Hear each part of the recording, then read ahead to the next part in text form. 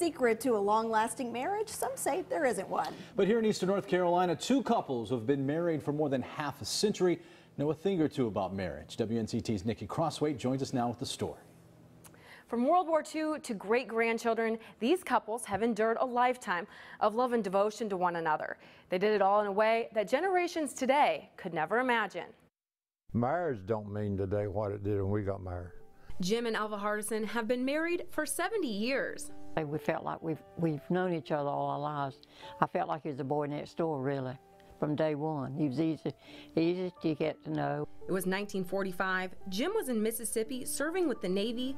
Alva was sitting in her high school cafeteria in North Carolina when fate brought them together. Little did he know his future pen pal would become his future wife. He wrote more than I did, a lot more than I did.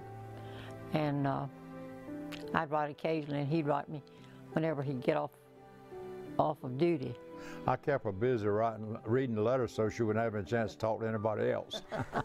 6 months of writing one another led to their first date, and they've been together ever since. Down the road in Snow Hill, Jean and Grace Myatt were just young kids who rode the same bus to school. She lived on the right side of where I live, and another young lady lived on the left side of where I live, and both of them were good looking. Jean patiently had to wait a couple of years until Grace was old enough to date. A mutual friend that we both knew brought him to my house to see me. It wasn't hard, not when I went to see her. That done away with the one that lived on the left. For the past 61 years, they've been inseparable.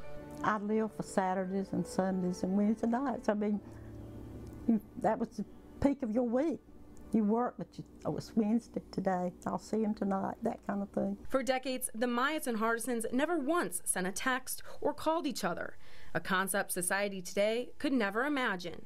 Electronic data, there's nothing personal about it. The personal meeting and talking, you can't even go out and eat a meal now without having to text a message or something. So it's taken away a lot of the personalities that's involved with the personal touch, the immediate presence. From their early dating days to today, the couples credit the longevity of their marriage to personal communication and a love triangle with God, not technology.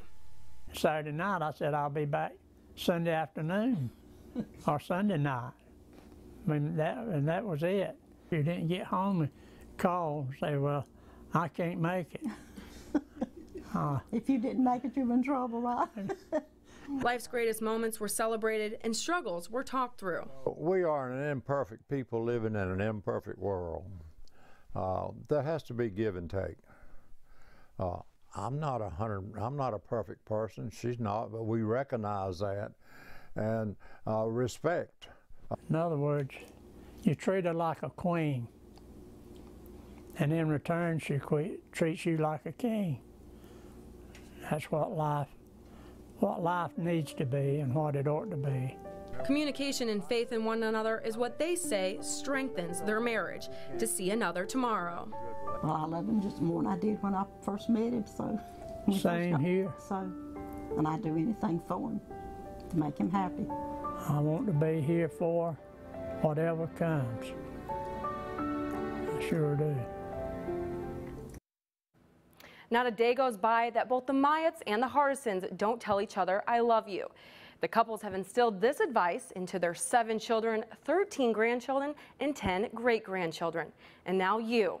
Tonight at 11, I'll explain how dating has changed from their generation to today. Nikki Crossway, 9 on your side.